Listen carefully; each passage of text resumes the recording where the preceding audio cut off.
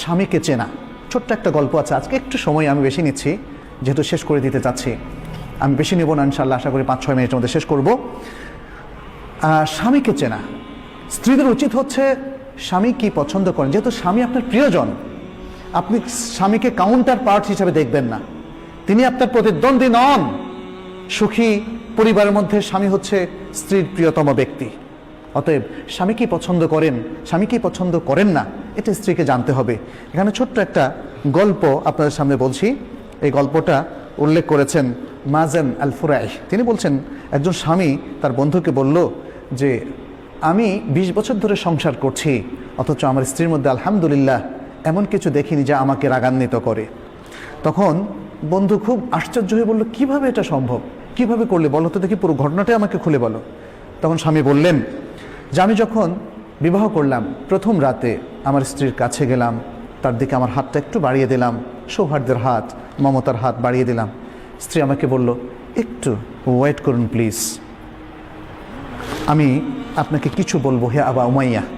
আরবরা আবার Abu Umayya মানে কুনিয়ার ধরে কথা বলে, আমাকে একটু কিছু কথা বলার সুযোগ দিন, বলে বলো। তখন স্ত্রী শুরু করলো যেভাবে, যেমন বললো আলহামদুলিল্লাহ ওয়াসসালাতু ওয়াসসালামু আলা রাসূলিল্লাহ, ছোট্ট খুতবা দিয়ে শুরু করলো। বলল, আমি আপনার কাছে এমন একজন অপরিচিত মহিলা, আমাদের বিবাহবন্ধন হয়েছে আজকে প্রথমবারের মতো আমাদের সাক্ষাৎ হচ্ছে, সুতরাং এখনও তো পরিচিতি আমাদের ফুল হয়নি, আমি জানি না আপনার কি আখলাক, আমাকে আপনি বলুন যে আপনি কি পছন্দ করেন, তাহলে সেটি আমি করব, আর আমাকে বলুন আপনি কি অপছন্দ করেন, তাহলে সেটি আমি বর্জন করব। এভাবে এতটুকু কথা বলে তিনি কি বললেন, যেটা আমরা খুতবায় বলি, আকুলু কাউলি হাদা ওয়া আস্তাগফিরুল্লাহ লি ওয়া লাক, আমি আমার এই কথাটা আপনার সামনে পেশ করলাম, আর আপনার জন্য আমার জন্য আল্লাহর কাছে আমি ইস্তেগফার করছি। সুবহানাল্লাহ। অনেকে হয়তো বলবেন, আরে এটা তো দেখি ওয়াজ করতেছে বাসর রাতে, এটা তো অস্বাভাবিক রকম লাগতেছে। বাসর রাতে আমরা শুনি অন্যরকম সোহাগী কথাবার্তা, যেটা সাহিত্যের মধ্যে, গল্পের মধ্যে, উপন্যাসের মধ্যে আমরা পড়ি। আমি এখানে আমার থেকে অ্যাড করছি, সেটা হলো, দেখেন গল্প উপন্যাস আমাদের চিন্তা চেতনা কালচার পাল্টে দিয়েছে। এই যে মহিলা, অত্যন্ত বিদুষী মহিলা, অত্যন্ত দিনদার মহিলা, সে যে কথাটা বললেন, এটা আমাদের কাছে বলে কেমন ওয়াজ ওয়াজ কথাবার্তা, বিয়ের মধ্যে আবার এগুলো বলে নাকি? কারণ আমরা যে গল্প, সাহিত্য, যে আচার অনুষ্ঠানে অভ্যস্ত হয়েছি, এটা মানুষের তৈরি করা, সেগুলো আমাদের কালচার পরিবর্তন করে দিয়েছে। এই সুন্দর দিনদারি আমাদের থেকে একদম ছিনিয়ে নিয়ে গিয়েছে।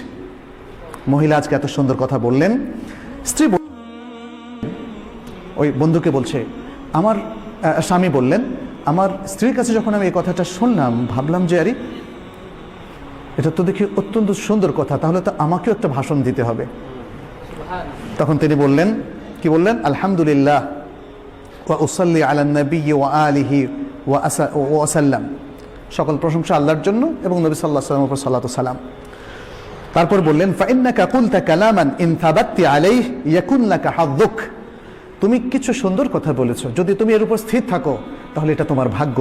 ওয়া ইন তাদঈহি ইয়াকুন হুজ্জাতান আলাইক, আর যদি তুমি এটা দাবি করে থাকো যেটা তুমি পরিপালন করবে না, তাহলে এটা তোমার বিরুদ্ধেই হুজ্জত হিসাবে, দলিল হিসাবে থাকবে। তাহলে জেনে রাখো আমার এই জিনিসগুলো পছন্দ, এই জিনিসগুলো অপছন্দ, আর মনে রেখো আমার যদি কোনো সুন্দর কিছু তুমি পাও, সুন্দর কোনো অভ্যাস, তাহলে সেটা তুমি প্রচার করো, আর যদি খারাপ কিছু দোষ তুমি খুঁজে পাও সেটা তুমি গোপন রেখো। স্ত্রী বললেন এরপরে, আচ্ছা ঠিক আছে, এটা আমি মেনে নিলাম, আমার পরিবার পরিজন যদি আপনার সাথে দেখা করতে আসে, এটা আপনার কাছে কেমন মনে হবে, কেমন ভালোবাসবেন আপনি? বলল যে খুব বেশি জিয়ারত করুক এটা আমি চাই না, মাঝে মাঝে করতে পারে। এরপরে তিনি বললেন, স্ত্রী জিজ্ঞেস করলেন যে আপনার প্রতিবেশীদের মধ্যে আপনার ঘরে কারা কারা আসুক বলে আপনি মনে করেন এবং কাদেরকে আপনি নিষেধ করেন? তখন তিনি বললেন যে আমার প্রতিবেশীদের মধ্যে এরা খুবই সজ্জন ব্যক্তি, এরা আমাদের বাসায় আসতে পারে, আর এরা অসৎ, এরা আমাদের বাসায় আসবে না। এই তারপরে স্বামী তখন তার বন্ধুকে বললেন যে ওই রাত্রে ছিল আমার জীবনের সেরা রাত, একটা সুন্দর রাত আমি যাপন করলাম আমার স্ত্রীর সাথে। এরপরে আরেকটা ঘটনা তিনি বললেন যে 1 বছরের মাথায় এভাবে চললো, আমি আমার স্ত্রীকে খুব ভালো স্ত্রী হিসাবে পেয়েছি, এবং তারপর আমার শাশুড়ি একদিন 1 বছরের মাথা আমি এসে দেখলাম আমার বাসায় আসলেন, আমাকে জিজ্ঞেস করলেন যে তোমার স্ত্রীকে তুমি কেমন পেয়েছো? আমি বললাম অত্যন্ত ভালো স্ত্রী হিসাবে আমি পেয়েছি, যিনি আপনার কন্যা। তারপর আমার শাশুড়ি আমাকে বললেন, হে আবু উমাইয়া, কিছু নসিহত করলেন। দেখো, ছেলেরা বা পুরুষেরা তাদের ঘরে তাদের প্রিয়তমা স্ত্রীর কাছে কখনোই অকল্যাণকর কিছু পায় না। সুতরাং তুমি তোমার সেই স্ত্রীকে কিছু আদব শেখাও, কিছু শেখাও, এবং তাকে তুমি ভদ্র করো, শালীন করো, সুন্দর করো। আচ্ছা, এখানে স্বামী তখন বললেন যে আমি আমার স্ত্রীকে সারা জীবনে 20 বছর মধ্যে একবারও খারাপ পাইনি, শুধু একবার মানে কখনোই আমাকে তার সাথে খারাপ আচরণ করতে হয়নি, একবার খারাপ আচরণ করেছে এবং তখন আমি ছিলাম জালেম। সুবহানাল্লাহ।